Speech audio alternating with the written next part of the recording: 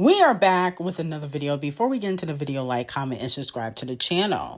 So it looks like Nicki Minaj is ending the female rap drought next week because her 14-year-old song with Justin Bieber is predicted to move to the top 10 on the Billboard Hot 100 chart. No female rapper is in the top 20 so far for 2026. Cardi B and Doja Cat recently dropped albums last year. Nothing, okay? Nothing is sticking. D0JA dropped 2 collaborations, one with SZA, one with Gaga. I don't know if the Gaga one is going to be top 25. I got to double check that. But, you know, the SZA and D0JA collaboration completely flopped. Okay.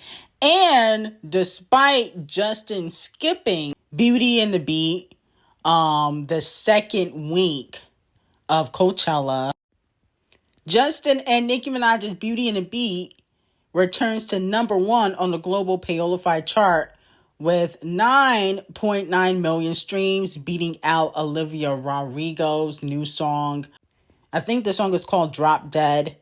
But Beauty and the Beat has spent 4 days at number 1. And, you know, Justin brought out SZA, Sexy Red, Big Sean. He did not bring out Nicki Minaj. I said I didn't think Nicki Minaj was going to go anyway. I've been said that. I wasn't shocked that she wasn't there. Wasn't expecting her to be there.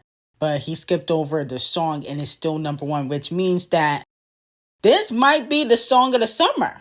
I don't know. I feel like this and Tyler and Zara's song, which is a boppity bop, Can't Stop Streaming It, She Did It Again, is also a bop, you know? So I feel like these 2 songs might be the songs of the summer so far. Okay, we gotta wait until Iceman drop, and we'll officially see. Champagne Thickum's gonna add his hits to the songs of the summer. We'll see. But so far, to me, it's Tyler and Zara, and Justin and Nicki got the songs of the summer, okay? Argue at the wall, okay? The proof is in the pudding. Now, Botch and Delusional will be receiving 50,000 lashes after she went off on the employee at the State Farm Arena in Atlanta. Her and her disgusting crew trashed the Atlanta State Farm Arena backstage. They trashed it because she was allegedly upset at them for mistreating her and her employees. In my opinion, I think that they should sue. Not shocked that this is bottom of the barrel behavior from a stripper. We got to understand where Cardi B comes from. You know, Botch and Delusional has no morals, no manners, no talent. Not an original face, doesn't have that either, or original body, or original thought, no writing skills. So I'm not shocked by this bottom of the barrel, gutter butt behavior. I think that the State Farm Arena should sue Cardi B and her staff for being very disrespectful and, you know, trashing the place because she felt like she was being disrespected, even though she didn't show any receipts of being disrespected. If you being disrespected, you will at least have some receipts, okay? You know, I think that she just tried to distract people from the fact that no good or no grow hair products are, you know, being exposed for being trash. And then on top of that, she probably tried to steal the shine from Ice Spice, you know, because Ice Spice been making a lot of noise. So, you know, she likes to steal, you know, shine from people. She tries to steal the attention because she's desperate and her songs are not charting. And she has to give out free tickets and pretend like she's selling out her arena shows when she really is not. And it doesn't matter anyway because she's in a 360 deal. So 50,000 lashes to the bottom of the barrel stripper, Botch and Bitter. And she needs to be sued. Now, speaking of lawsuits, Off the Cheat was just slapped with a federal lawsuit by a music producer who claims the rapper used his song on his solo album without first getting a deal in place, according to TMZ. According to the court documents, music producer Chase Dalton Rose Chase the Money claims that Off the Broke used his song Worth It on his second solo album, Set It Off, without an agreement in place with him. The producer admits he worked on a song with Off the Broke that would have allowed the rapper to record vocals over one of his songs, but said no agreement over compensation and transfer of rights was ever executed. He wants a full accounting, and in order forcing Off the Broke to fork over some money he has made from the song. Didn't Off the Broke post up with a new car that he probably had, his girl put her name on it and use her credit? Because I know his credit is terrible, and I don't believe he has the money to buy a $200,000 car. So I definitely think, what happened was he either took out a loan to get the car, or he made somebody else buy it and put it in their name, and he probably lying to them and saying he gonna pay them back like he doing everybody else. But Off the Broke will also be receiving 50,000 lashes. This is unacceptable. How many people can you owe? I mean, goodness gracious. You just need to stop borrowing money, and you need to stop trying to finesse people and pay people what you owe them, especially when it comes to your music. Producers don't work for free. Okay? You want everything for free. But ain't you supposed to be a millionaire? Okay? You always talking about money and bitches and clothes and music, but you ain't got no money. I mean, this is ridiculous. I mean, between him and his gutter butt ex-wife, I don't know who's worse. But this is unacceptable. I mean, why would you even use a song and you didn't even pay to use the rights for the song? That doesn't make any sense when you know a lawsuit is coming. Do you think producers and writers are working for free in this economy? Like, are you dumb? Now, Off the Broke is planning on trying to get some of 11 Faces tour money because, they're saying that she has grossed $70 million across 35 tour dates.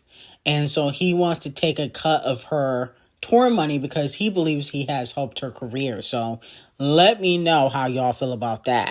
Now, the Recording Academy responds to Ariana Grande fan who called them out on their ongoing snubs for Ariana.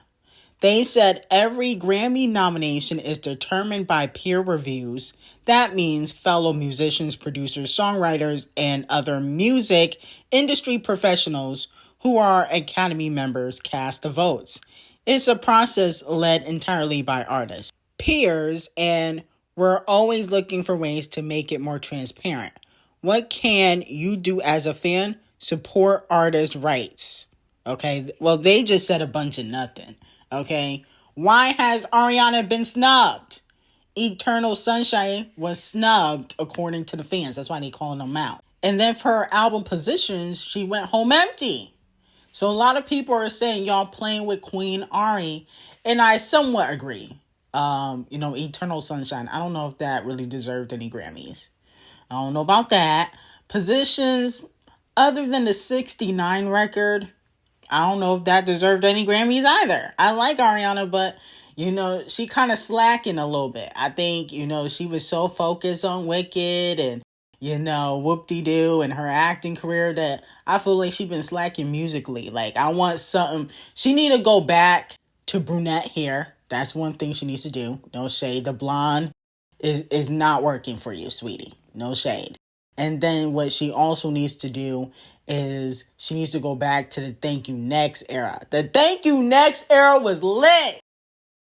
Break up with your girlfriend was fire. And no shade, Ariana has a reputation of being a homewrecker. So I feel like she should continue to make music like that. I don't know why she stopped. So in my opinion, she did put out The Boy Is Mine, which was cute, but I feel like she can go harder. So, I think she got to step it up. Now, moving on to Doja Cat. Doja Cat seemingly throws some shade at Nicki Minaj. She went on, I think, her stream, and she said this. Oh, don't chew on the wires. Are you Nicki Minaj? Are you chewing on the wires? Don't chew on the wires. Let go. Let go, Nicki. Let go, Nicki. Now, a lot of people feel like this was shade at Nicki Minaj and that she's trying to poke at Nicki Minaj and then she gonna play victim if Nicki Minaj claps back. Other people are saying that she was paying Nicki Minaj a compliment. Fans have brought up that wires are sometimes interpreted as the businessmen or industry managers or agents who pull strings and make decisions that can feel restricting or destructive to an artist. Okay? So let me know how y'all feel about it, if you feel like it was a compliment or not. If we're going based off that definition, then I don't feel like it was a compliment, okay? And people need to understand reading comprehension skills. Businessmen that make decisions that are restrictive or destructive, that's not a compliment. That's an insult, okay? People trying to say that was a compliment. I don't think that was a compliment. That sounds like an insult. What good businessman make destructive decisions? Did he? And look where he's at. No shade. Like, that's not a compliment. That would mean she doesn't believe that Nicki Minaj has good business making skills. Okay? If that's what y'all interpreting as to what this means, that means that she's saying that Nicki Minaj doesn't have good business decision making skills. Okay? But I think, in my opinion, Doja Cat is clout chasing because V flopped. And so I think she wants Nicki Minaj to give her some attention, whether it's good or bad, so people can focus on her again. Because, like I said before, and if you guys watch my podcast episode that I did earlier today on my podcast channel, The Truth Is, I literally said that Doja Cat's no longer the princess of rap. Her career is on Floppiana. She hasn't had a hit in years. V flopped, 57,000. You got a Grammy. It's unacceptable. So I think Doja Cat needs Nicki Minaj's attention because she's flopping, and Nicki's about to go top 10 without even putting out new music. The girls need Nicki. The girls need Nicki's attention. They need Nicki's algorithm, because if they don't have Nicki's algorithm, they're flopping. Okay, same thing with Cardi B. Cardi B needs the Nicki algorithm. Okay, Megan needs the Nicki algorithm. If they don't have that, nobody pays attention to them. Okay, so with that being said, Doja Cat, I will have to give you Donkey of the Day. Okay, you should have hopped on Cowgirl if you wanted to be in Nicki's algorithm. You do a lot of the attention-seeking antics, I've noticed. First, you was coming after Timothy Chalamet a few weeks ago, unprovoked. Then you try to backtrack. You doing a lot of the attention-seeking antics, okay? You need to focus on the music, because you're literally one step away from becoming an influencer. Where's the hot singles? You're supposed to be Doja Cat. Where's the singles? Where's the V Deluxe? All you do is be on Twitch. Do you make music still? Or are you an influencer like Megan Thee Stallion and Sweetie? Okay? I see you on Twitch more than I see you in a studio. What's up with that? Okay? So Donkey of the Day to Doja Cat. This is unacceptable. I think she needs to focus on her career and stop clout chasing like she always do. So tired as hell. Now, speaking of Doja flop, no shade, Beauty and the Beat has now surpassed The Town Is Dead by Doja Flop as the second highest daily streams for a song by a female rapper on Paolify. See, this is why she got to do the antics. This is why. Because look at what's happening. Nicki Minaj will still remain the queen while Doja Cat is trickling down to an influencer. Now, I know some of the kitty litter is going to be upset about this, but Doja Cat needs to release a hit, okay? A rap one instead of the pop one. Because even in Beauty and the Beat, which came out 15, 14 years ago, Nicki Minaj is out-rapping Doja Cat in the last 5 years. No shade. No shade. Doja Cat don't got bars like that. No shade. So, Unfortunately, Doja Cat, you got to drop a hit by the end of the year, or you will be excluded from the rap conversations. Okay? No shade. Now, moving on from that, it looks like there will be a swag tour for J Beebs. Okay? You can see it on Ticketmaster there, alluding to Justin doing some sort of concerts in 2026 and in 2027. It's going to be a lot of tours. Okay, we got Bruno tour. Let me know if y'all going to see Bruno. Usher and Chris Breezy. Then, Camel Face is doing his 3 concerts. Not really a tour, but doing 3 concerts in July. I'm going to pass on that. No shade. Who else? Doja Cat is doing her U.S. tour dates later on this year. I don't know if y'all care about that. Olivia Rodrigo is supposed to be going back on tour as well. There's a lot of people going on tour. Recession indicator. No, I'm just kidding. But anyway, I got some very hot tea on Patreon on Katie, Ruby Rose, Justin, Usher, and Diddy, Pooh Shiesty, and Gucci on Patreon. Link will be in the description. Hope you have a great day.